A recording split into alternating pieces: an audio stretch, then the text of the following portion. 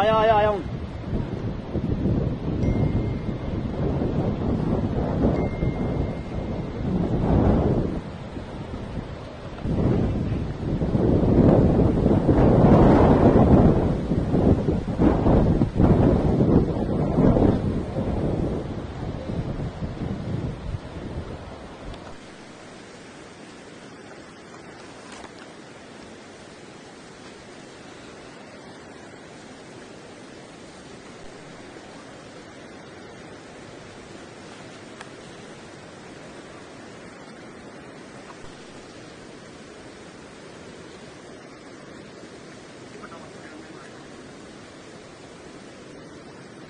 देखिए, हमारा NH 44 पे माइलस्टोन 5 से लेके 81 तक चनानी तक हमारे जवान तैनात रहते हैं।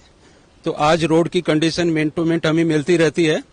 आज आप देख रहे हैं ये जो पुल हैं, दोनों पुल ऑलरेडी टूट चुके हैं।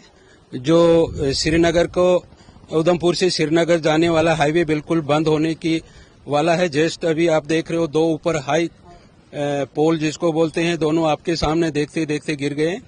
सामने जो पेट्रोल पंप के ऊपर कुछ घर हैं वो भी ध्वस्त हो गए हैं और लगातार रोड की कंडीशन खराब होती जाती है, जगह जगह पे धंस चुका है।